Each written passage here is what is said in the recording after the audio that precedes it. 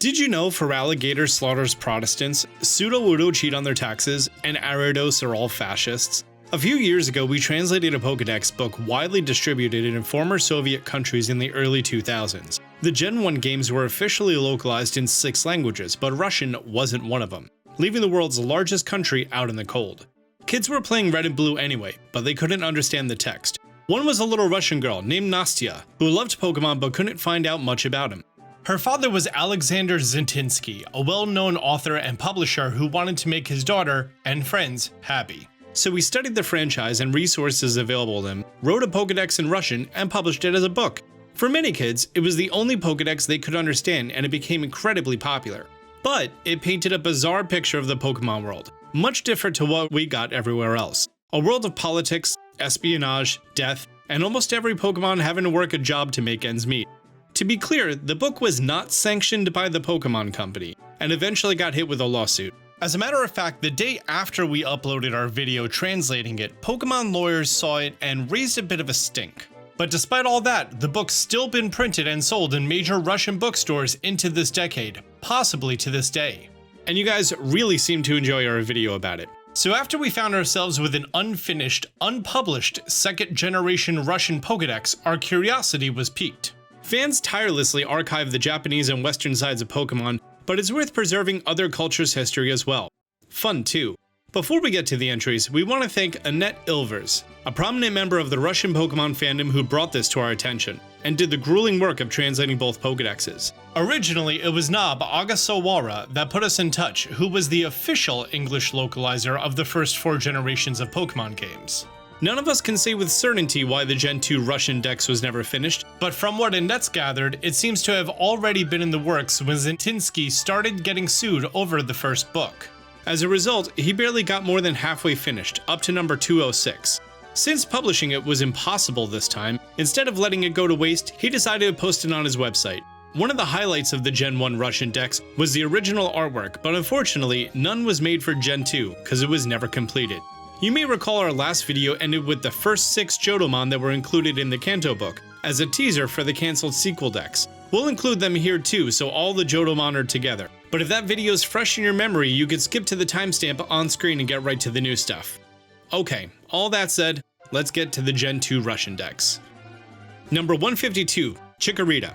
Chikorita like to follow the latest fashions and know everything about perfumes and cosmetics. Their favorite brand is Yves Rocher, and they pour their perfume all over themselves. Chikorita are professional intelligence officers, in other words, they're spies, especially in Latin America where they extract secrets from the Argentinians and sell them to Uruguayans, or vice versa, it doesn't matter much to them as long as they're paid.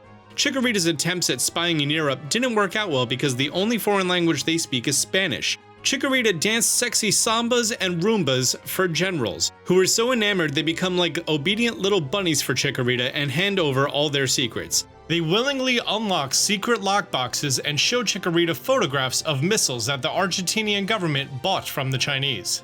Number 153, Bayleaf. After Chikorita's identities are exposed, they turn into Bayleaf, changing their colors, habits, and even their gender. In other words, they transform themselves, in a way, into young men. But they retain a lot of their girlish habits, like making eyes at people, wearing jewelry, and using lipstick. They inherited it all from Chikorita after she was captured by the Uruguay security services. Bayleaf never admit guilt, always deny everything, and call themselves prisoners of conscience. Even though they don't have any conscience to speak of, you could tell just by gazing into their shameless lying eyes. Eventually they're set free. Then they make their way into the Atlantic Ocean, where they use the leaves on their heads as antennae to continue transmitting information. 154, Meganium. Meganium can be tracked and caught by the scent of their cologne in Bolivian rainforests, where they go on goodwill missions for Colombian drug dealers. Goodwill is, after all, well paid. Meganium's massive size allows them to feel safe among the wild tribes of the Amazon. Sometimes the tribes even elect Meganium as their chief, and build nests for them from eucalyptus branches and bring them mangoes. That doesn't last long though, because the United States intelligence agencies eventually catch Meganium and make them stand trial. Meganium trials always get a lot of press attention. They remind Meganium of their younger adventures as Chikorita and Bayleaf. But Meganium raises its hackles like a turkey and insists they're the legitimate leaders of the natives. In the twilight of their lives, they always end up spending their final days in prison. Number 155, Cyndaquil. Cyndaquil usually approach people sideways, slouching and looking pitiful, like they're in need of sympathy or some good advice.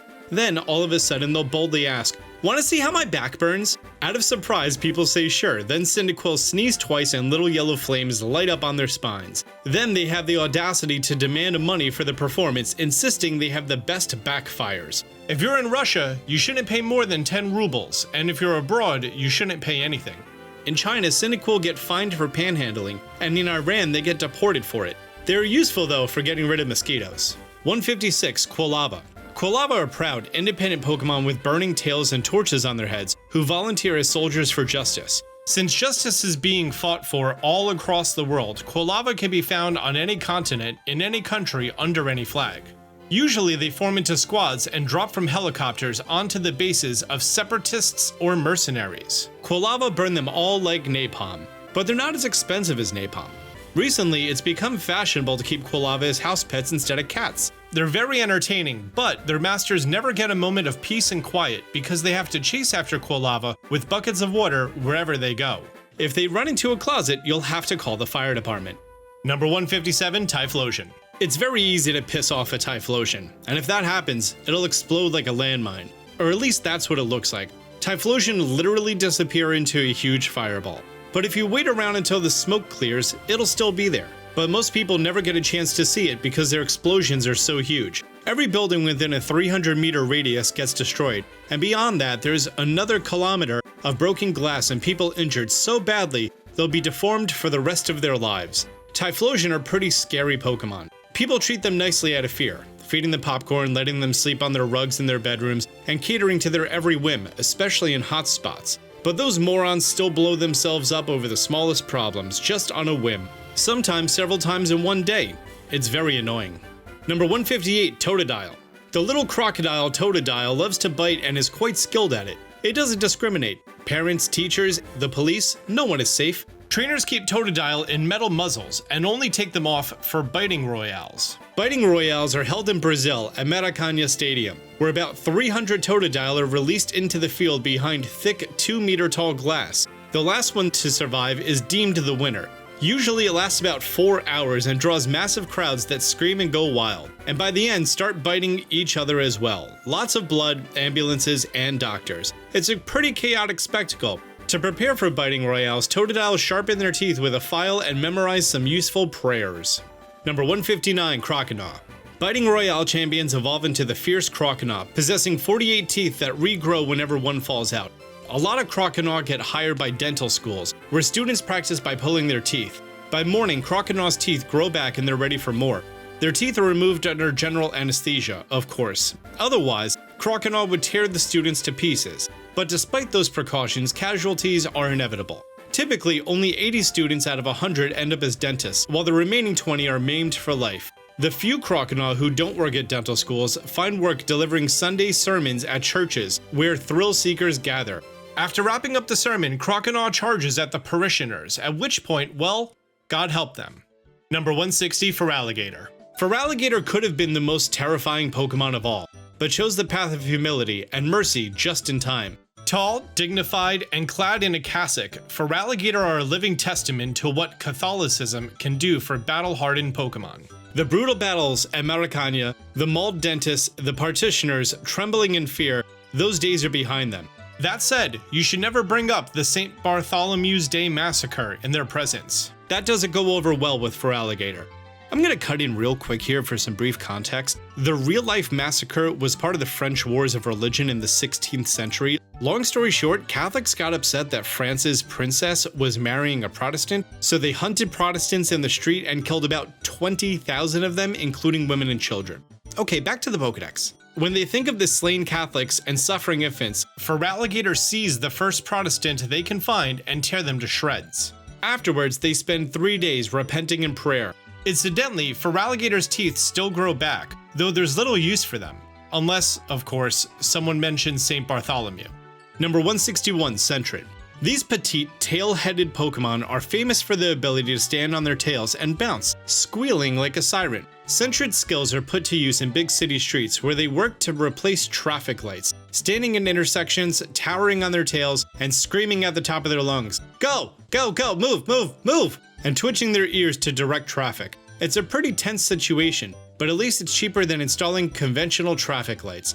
"Pedestrians, your turn! Go, go, go! I'll teach you to love freedom!" they yell. The people scurry in every direction, feeling thankful to Sentret for creating order out of chaos. Number 162, Furret. Furret have the face of a cat, long fluffy tails, and small paws for running fast and hunting Rattata. They live in nests, drainpipes, and love car trunks. They make excellent companions who love talking about their favorite foods, chips, waffles, and caramels. The chip company Estrella hires Furret as consultants who taste test and rate every batch that comes out of the oven. Hunting Furret is banned worldwide, except in Pakistan, where it's fashionable to wear bathrobes with collars made from furret tails. In retaliation for these atrocities, Furret waged war against the Pakistani government, blowing up trains, cars, and bicycles. Number 163, Hudut. Custom dictates addressing Hudut as comrades. Comrade Hudut are disciplined and precise creatures who, despite having two stubby legs, always insist on standing on just one, often swaying side to side like a pendulum. Comrade Hudhut's steady swaying makes them natural timers, prompting phrases like, "I'll be there in 10 Hudhut," or "A Hudhut in time can save 9. It'll happen just before you could say Hudhut Robinson. It only takes 5 Hudhut." Some distinguished Hudhut conduct military bands. It's a remarkable sight to behold. Hudhut in a general's uniform swaying rhythmically as brass instruments gleam in the sun during a parade in Red Square. Number 164, Noctowl.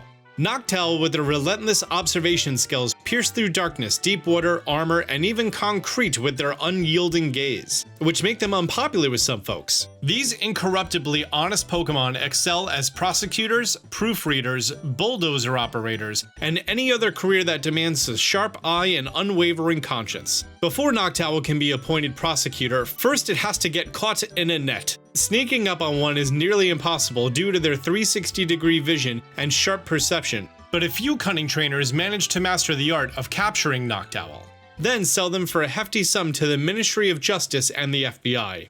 Number 165, Ladybug. Ladybug are quite cautious little bugs, about the size of dining tables, who have an insatiable love of perfumes and cosmetics. Stores selling fragrances, shampoos, and creams are always swarming with Ladybug, jostling at the counters, sniffing bottles and proclaiming, "Because I'm worth it." They suffer greatly from their lack of eyelashes, but compensate by painting their little horns with nail polish, while the trendiest get gold lip earrings or forehead tattoos. All dolled up and scented with perfume, they fly in small flocks to London and Paris, casting flirtatious glances at young men of diverse nationalities with eyes as big as saucers. Number 166, Ledian. Ledian are mysterious little bugs who excel at charming admirers, with glistening dust from their wings enchanting gullible Slowpoke, hot-headed Hitmonchan, and even Giant Lapras. Pokemon snip Ledian's photos out of magazines and then pin them up in their burrows. They work as fashion models, strutting down catwalks on their 6 gilded legs, but more often they don't work at all, instead serving as live decorations in the villas of Greek and Italian millionaires. Extremely delicate creatures, they adore pineapples and fireworks, roller coasters, and strawberry ice cream. You can find them at the Cannes Film Festival, on the beaches of Florida, or in Las Vegas casinos, gambling away their admirers' fortune at roulette tables. When a Ledian gets old, she flies into a flame and kills herself. Number 167, Spinarak. Spinarak lie still, bothering no one, idly twitching their fangs, then without warning spring into the air to ambush their prey from above. More often though, they hunt with their webs. They can stretch wide as soccer goals, trapping flying Pokemon like Pidgey and Fearow, putting them to sleep with bites from their venomous fangs before sucking their blood. Spinarak make a living trading stocks, speculating currency fluctuations, and lending out high-interest loans. They're bloodsuckers in every sense of the word. Many are unimaginably wealthy, stashing their fortunes in Swiss banks and attending annual Spinarak summits in the Canary Islands. That's where the fearless vigilantes like Vulpix track them down and blow up as many Spinarak as they can. In case you forgot, the Gen 1 Russian decks, Vulpix are described as amateur terrorists who delight in blowing things up.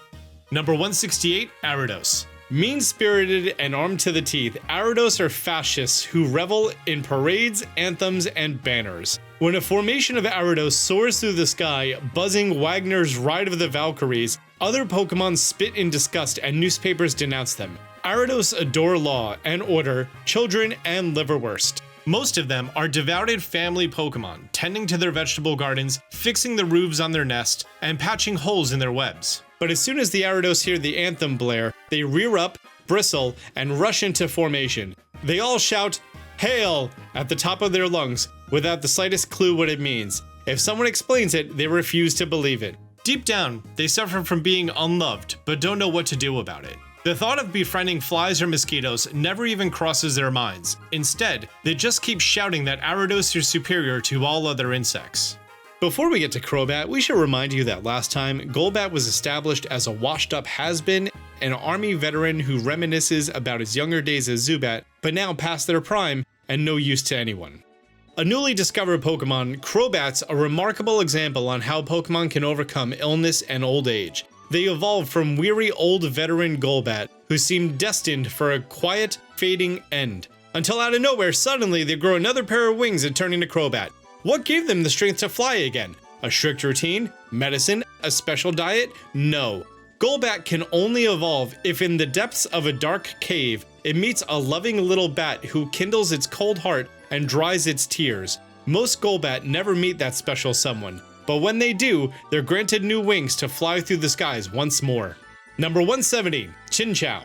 Chinchou are notorious pranksters who live deep in the ocean's depths, wielding two electrically charged antennae they use for tickling whales, dolphins, and even sharks with little jolts of electricity. They recharge themselves by leeching power from passing submarines. Naval intelligence agencies around the world eagerly recruit them, but they shamelessly juggle alliances to multiple countries at once. For example, one Chinchou was leaking classified information to the US, Russia, China, Indonesia, and Paraguay, until it eventually got caught by Paraguayan spies and drowned in the Caribbean Sea.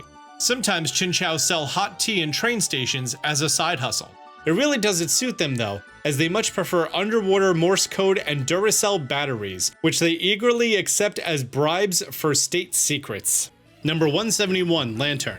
Lantern are jesters, clowns, and tricksters, with two little lanterns resembling jingle bells. It's quite a sight to see an entire school of Lantern gathering in the deep sea, flickering their lights. You can find them in Poliwrath's underwater palaces, amusing their gloomy rulers, or in the Barcelona aquariums, where they're admired by tourists, or in the lakes of Finland. Everywhere they go, they dart through the water, laughing, leaping, teasing crowds, and brimming with mischief. Under the cover of night, Lantern dim their lights, slip into the cracks of underwater cliffs, and finally become their true selves. Quiet, wise, sorrowful Pokemon who know everything about life but choose not to tell anyone. You'll recall, by the way, that Poliwrath are super wealthy and live in underwater palaces where they collect heavy weapons and wage war on the US Navy. Number 172, Pichu. Not long ago, the world was shocked when a baby Pikachu was discovered on the slopes of Mount Fuji. They named it Pichu. They're curious creatures whose electricity's pretty weak, just enough to power a small flashlight, as a matter of fact, and they also read a lot. Keeping a Pichu at home instead of a cat's become trendy lately thanks to their small size. Pichu eagerly play with children and quickly learn to talk. They love waking up their owners in the morning with their cheerful little voices. If they see mice or rats in the master's house, Pichu negotiate and persuade them to leave. No threats, no harsh words, just simple, logical arguments that the home's only big enough for one rodent, Pichu. They drive the message home by giving the mice a tiny shock, which sends them packing. Number 173, Cleffa. Cleffa are young Clefairy who lazily drift through life, riding waves and jumping from branch to branch without a care in the world or a thought for the future. Cleffa go to school in Japan where people tell them it's time to grow up and come to their senses. How can I come to something that isn't there, wonders Cleffa, then heads off to visit their Russian friend Ladryonya Fenya. Gotta hop in for context again. Ladryonya Fenya's a Russian idiom that's hard to translate, but basically a way of telling an annoying person to get lost. Zatinsky's adapted the expression into a Russian Pokemon. I guess because Fenya sounds like it could be a name? He invents Russian Pokemon a couple more times throughout this Pokedex, though we don't get any art for them. Okay, back to it. The friendship between Cleffa and Fenya deserves a chapter of its own, but unfortunately, not much is known about Russian Pokemon, as hardly anyone's interested in studying them. Cleffa and Fenya don't care though. They spend their days lazily cracking sunflower seeds and pine nuts together in the Siberian taiga, where Fenya lives, while Cleffa teaches it programming languages it learned in Japanese school. Number 174, Igglybuff. Igglybuff, the fluffy, weightless offspring of Jigglypuff, looks like cotton candy the size of basketballs. It soaks up sounds like sponges absorb water. You can find them in conservatories, music schools, and backstage at pop concerts, where they lie quietly in a corner, absorbing music they'll sing after they grow into Jigglypuff. Igglybuff argue amongst each other what's better, classical or pop music. Their arguments get so heated and loud that someone eventually shoves them into a bag and carries them into the wilderness. When they get there, they wiggle out, calm down, agree to disagree, and go their separate ways, some to symphony halls and others to discos. Number 175, Togepi. Togepi are often mistaken for Kinder Surprises, which they find very insulting. They're magical Pokemon, not chocolate shells with ridiculous toys inside. Togepi bring happiness, so parents put them in their children's rooms, where they not only make the kids happy, but also make sure they get their homework done, pack their books for school, and put their clothes away. Children argue with their Togepi a lot, despite all the happiness they bring. Happiness is intangible and invisible, but their constant nagging's hard to overlook. Togepi don't take offense though, and stand firm, knowing discipline paves the way for contentment. When those kids grow up, most thank their Togepi, unless they're morons, and then pass them on to their own children. Number 176, Togetic. Just like Togepi, Togetic bring happiness too, but in a more tangible form, granting wishes. If you see a Togetic, it's customary to make a wish, since there's a chance it'll come true. Togetic can be seen in the early mornings gliding over rooftops. They have wings, but fly without flapping them. Where they disappear during daytime remains a mystery, perhaps to secret offices where they catalog wishes and orchestrate their fulfillment. Some people tried taming Togetic and keeping them at home like Togepi, so they can get an endless supply of wishes, but so far, no one's done so successfully. Togetic are stubborn and refuse to grant wishes people demand of them. It only does so out of friendship and affection, and even then, only when they're in the right mood. Suffice to say, they've got a bit of an attitude problem. Number 177, Natu. The little hopping, pecking birds Natu are nature's sanity test. Encountering 2 or 3 Natu in a day is perfectly normal, but a dozen is cause for concern. If you stumble into a public square swarming with Natu, you should probably see a shrink, especially if they're green or purple. Trying to talk to Natu leads nowhere, and trying to convince them of anything's a waste of time. Catching them is pointless too. If you see a flock, don't bother trying to scare them away. It won't help your sanity. Instead, take a vacation to Crimea. Swim, sunbathe, hike, and leave those pesky birds behind. Number 178, Xatu. Xatu are one of the rare Pokemon categorized as mysticals. At a glance, they look completely deranged. Their eyes stare in different directions, and they're dressed in the traditional attire of some ethnic group like Celts or Evenki. Xatu can see the past and future simultaneously. Their right eye sees the future while their left sees the past, but they can't see the present, even what's happening right in front of them. How Xatu's mind works is anyone's guess, but their appearance is otherworldly, and their speech incomprehensible. They love the band Aquarium and write lyrics to the lead singer Boris Grebenshikov. In other words, Xatu sees what he'll sing in the future and tells him in the past. If there are several Xatu in the same room, you'll feel like you're walking on the ceiling. Number 179, Mareep. Mareep are electric sheep that are far more dangerous than they appear. Try to pet one and you'll be shocked, literally. Their wool's highly electrified, which is what makes them so fluffy. In summer, they shed their wool and become thin as pencils, with legs like matchsticks. In this naked state, Mareep launch raids on power plants, searching for generators they can use to recharge. It doesn't last long though, as their wool grows back before the week's end. Electric sweaters crafted from Mareep wool have therapeutic health applications. Mareep can also be found working in candy factories, where they stir caramel with their tails, or in cafes serving as waiters. Mareep are known to be rather narrow-minded. Number 180, Flaffy. Flaffy are habitual hoarders who have absorbed so much electricity from generators they can't grow wool on their bodies anymore, so they only have fluffy collars and fancy hairdos. Flaffy lead double lives. By day, they work as interior or floral decorators, arranging bouquets and picking out dishware and matching curtains for clients. At night, they run out to shady parts of Hong Kong to indulge in debauchery. A mere dozen Flaffy can wreak havoc aboard American aircraft carriers docked at port. There's a well-known story about a Russian admiral who renounces his ranks and honors just to remain with a single Flaffy in Singapore, where these sheep are a dime a dozen. A year later, she dumped him, then he shot himself. Quite a few newspapers reported on it. Number 181, Ampharos. Ampharos is the only ancient Greek Pokemon. No one knows how, but it knew Odysseus personally, spoke with Socrates, and attended Euripides' plays. Ampharos isn't too special itself, but its acquaintance with famous Greeks allows it a comfortable life, making TV appearances and writing memoirs. Ampharos take advantage of one indisputable truth, that the longer you live, the more claims you can make. After all, who's left to fact check? It boasts numerous academic degrees, an honorary doctorate at Sorbonne, and credits as a Hollywood consultant. Ampharos' world-famous memoir opens with a bold claim, saying, "Odysseus and I first landed in Colchis about 3,000 years ago." It's worth noting, however, that ancient Greek historians suspiciously never mention Ampharos. Number 182, Blossom.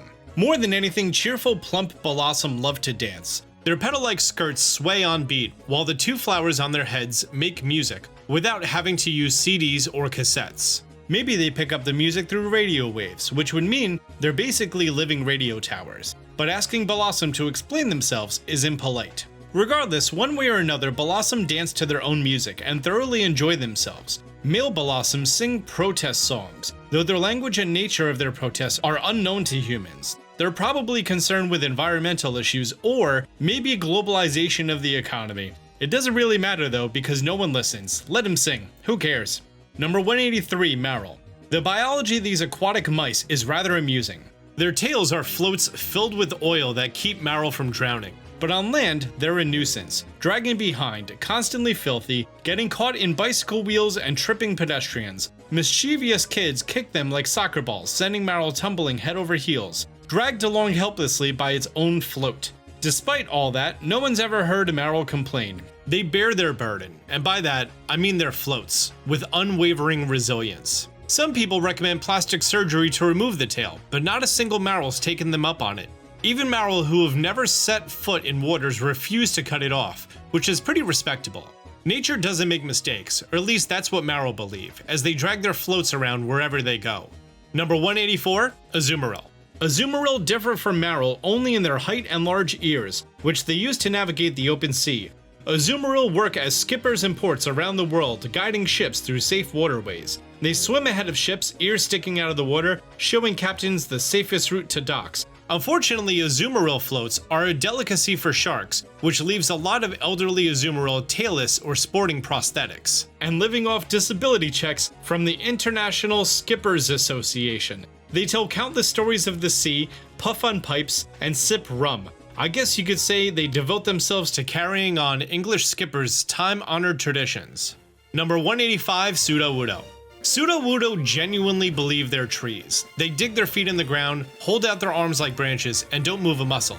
If you ask where their leaves are, they'll just silently rattle their orbs, as if it says they're its nuts. In reality though, Sudowoodo are secretive shaman who refuse to pay taxes. They're often hired to disperse clouds, halt storms, secure victories in battle, and help people win the lottery.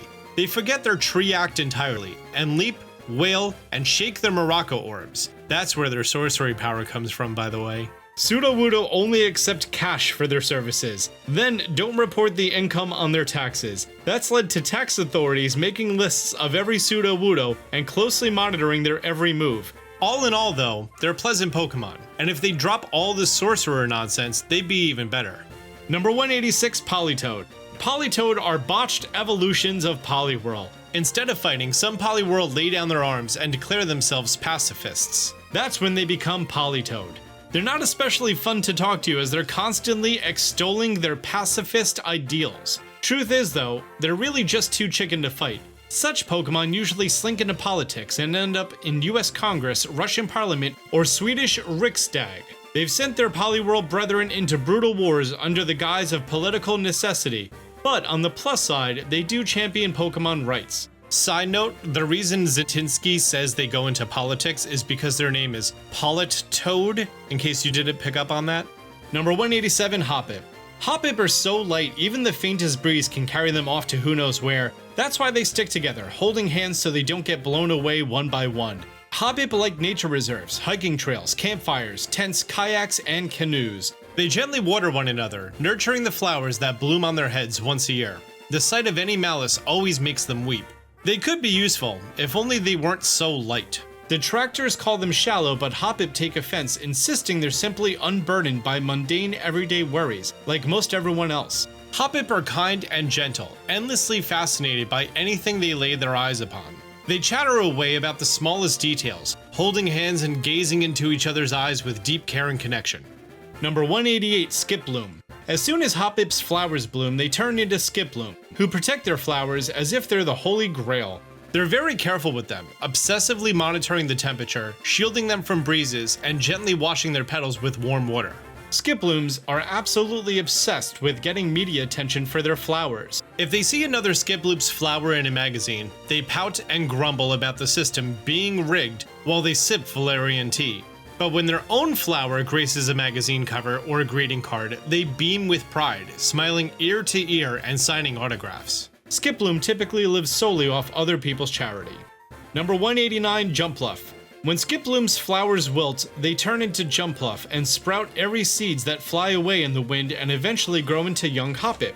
Jumpluff are very argumentative, bickering endlessly with anyone who doesn't like American movies. Jumpluff watch them on VHS every day and know the name of every actor. It's pretty silly, but that's Jumpluff for you. Their seeds are spicy and make great pizza toppings. Selling them is against the law, but some Jumpluff are willing to part with them for $10 each, though they're embarrassed if anyone finds out. Number 190, Apom.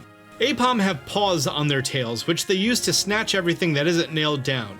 Unfortunately, the natural skills led to Apom's moral undoing, as many turned to pickpocketing. They simply can't resist the temptation of slipping a paw into a stranger's pocket. Usually they loiter outside shops, eating ice cream, smacking their lips, and humming a tune, while their tails vigorously rummage through passerbys' pockets and purses. If they get caught, Apom run away and leave their tails behind. No one can get justice from a disembodied tail, after all. And besides, Apom grow new ones, much like a lizard. Some Apom give up their lives of crime and tie their tails in knots to resist the temptations of thievery. Number 191, Sunkern. Sunkern are charming nuts with leafy propellers who fly through the sky like tiny helicopters, always ready to respond to distress calls. If you're ever in serious trouble, just chant the magic word 3 times, and countless Sunkern will rain from the sky like hail, ready to help. The problem is, hardly anyone knows what the magic word is. People scream help and save me, but that's not the magic word, so their cries fall on deaf ears. And even if you do know the magic word and Sunkern do appear, they're pretty useless anyway. All they can really do is sympathize, but at least they can sympathize loudly, all together, in perfect unison. Number 192, Sunflora. Sunflora are obsessed with getting tans. They scurry around all day on their green legs, chasing every sunbeam, tilting their faces toward the light. So much so, they have to put cream on their face, then weep when their skin peels. At night, they wrap their face in their petals and doze off. Go to any beach and you'll find countless Sunfloras squinting up at the sun. But they're not completely useless, because just like any other flora, they produce oxygen. And instinctively, as a habit from their youth, they offer sympathies to anyone in need. Footballers who lost their games, boxers who got knocked out, bankrupt businessmen, underachieving students, and weary police officers. But they're terrible gossips. They also love getting married and having messy divorces, always remembering that the most important thing in life, the top priority above all else, is maintaining a good tan. Number 193, Yanma. Yanma are like zippy little sport planes that buzz in the sky and spin their big eyes in circles, looking for caterpillars to munch on. In eucalyptus groves, Yanma weave grand homes that sway from branches like wasp nests, fashioned from vines, planks from nearby fences, sheet metal, furniture, and old bicycles. That's why people who live in Yanma territory don't like them. They sometimes go as far as shooting them out of the sky with their hunting rifles. Yanma make side money wowing crowds at air shows, where squadrons of them perform acrobatic stunts that are the highlight of any celebration. In Brazil, wealthy coffee merchants build landing pads and hangars for Yanma on their mansions' roofs. All around the world, it's considered good etiquette to use Yanma to deliver gifts to lovers and friends. Number 194, Wooper. Wooper spend all day listening to techno, rap, house, hip-hop, and chugging Coca-Cola. Their ears are equipped with FM antennas so they never have to go a single minute without music, but the constant racket's a nuisance to everyone around them.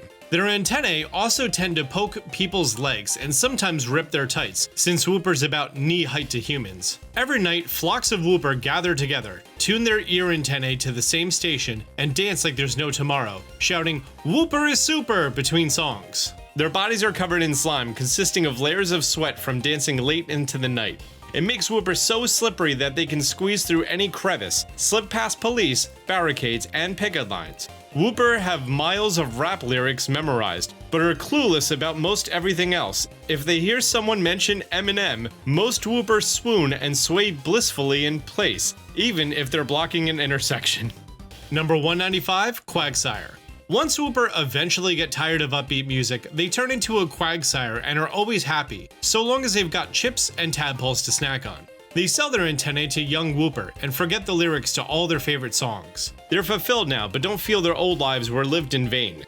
Quagsire loves swimming in warm lakes filled with algae and pod scum, bumping their heads into sunken boats. They smile blissfully, content in this simpler way of life. Most Quagsire find this paradise enough, but some are more ambitious and work as harbor pilots, which earns them decent money and respect from their superiors. Still, come the weekend, they slip away to their favorite swamps and dive into the murky warm waters, purring with delight.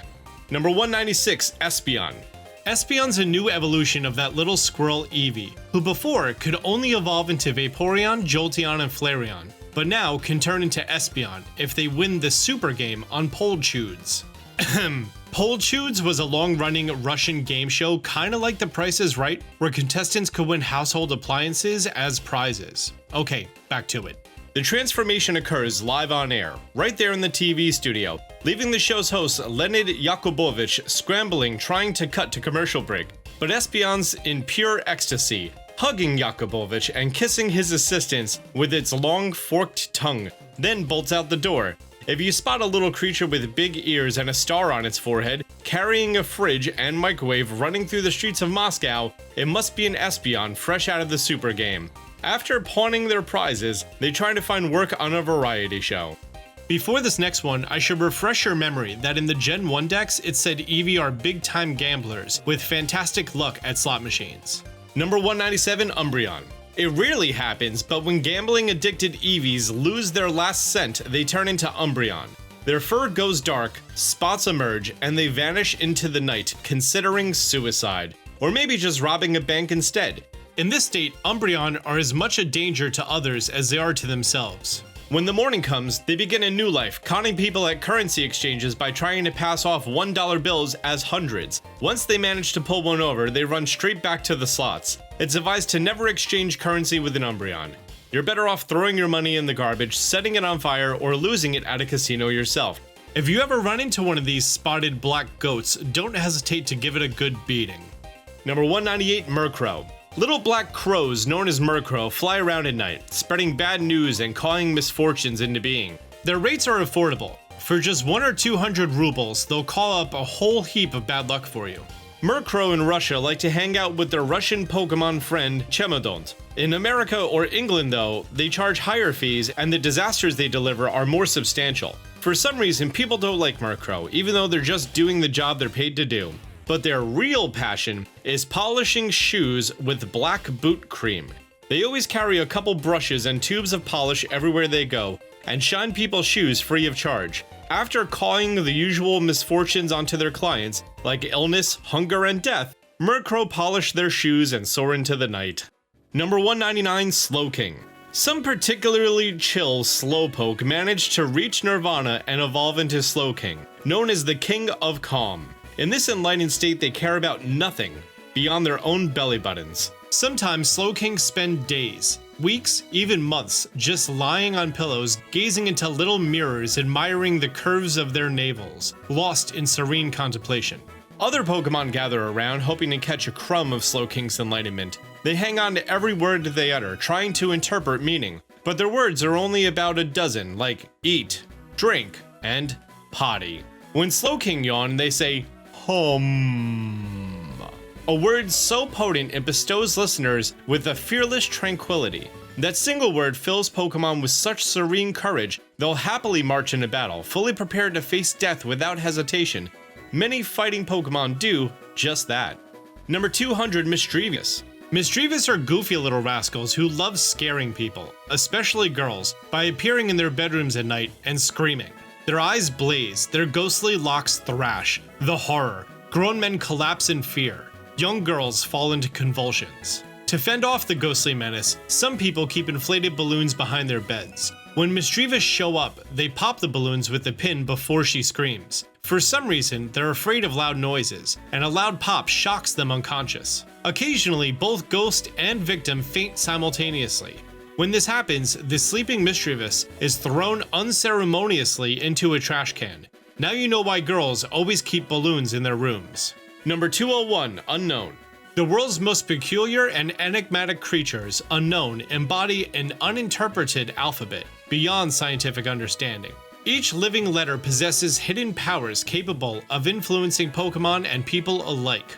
They appear on walls, fences, and sheets of paper as strange words, pages of mysterious text, and sometimes entire books. Anyone who reads a book of Unknown is either driven to utter madness or gains unfathomable wisdom. Even reading a short Unknown inscription on a fence can instill gloom and despair. Glowing Unknown on rooftops cause agitation, and only when they're printed on money can they uplift spirits. Their language defies comprehension, indecipherable to all. Number 202, Wobbuffet. Wobbuffet live in caves in order to hide their black tails from sunlight, venturing out only under the cover of night to gaze upon the stars. The reason they're so protective of their tails becomes clear when you learn what's inside. A valuable black diamond that, if exposed to light, secretes a gray sludge, and that robs it of value.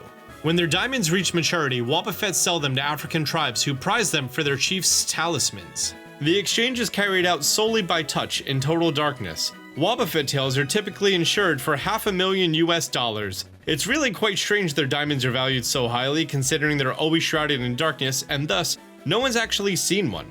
Number 203, Girafarig. Girafarig bear a slight resemblance to the famous Russian Pokemon Tyani Tolkai, due to the little heads on their tails, capable of independent thought. Side note, Tyani Tolkai is a creature from Russian kids' books whose two heads are forever arguing and pulling in different directions. The name translates to push-pull, and it kinda looks like that beta Girafarig design from Space World 97 actually. Side note over. Much to the small head's dismay, Girafarig's big head calls the shots, meaning the small head's just along for the ride. It's always in a foul mood, nagging the big head and insisting that if it could steer, it'd lead Girafarig to paradise. But the main head just laughs it off and doesn't listen. The tail's sour temperament spells trouble for anyone who dares ride a Girafarig. The entire ride they're showered with insults and bites. As a result, Girafarig can't make much money as a riding Pokemon. People recommend cutting off their tails, but the main head shrugs, smiles, and says, "You can't choose your family," while its tail continues raining down curses. Number 204, Pineco. Pineco are big pine cones who snare flies and mosquitoes on their sticky scales, then lick them up like living fly traps. In tropical countries, people hang pineco up in kitchens and restaurants to keep pests away.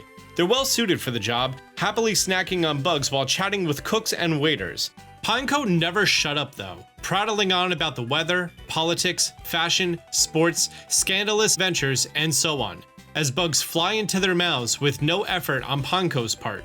Some diners enjoy Pineco's banter, while others just grin and bear it. In Uruguay, one exasperated patron hurled a bottle at Pineco. In Texas, they just shoot them. Number 205, Fortress. Fortress are steel-clad mollusks who work for the Ministry of Defense. Their armored shells make them perfect punching bags for tank training. Cannons fire and shells explode, but Fortress shrug them off like nothing.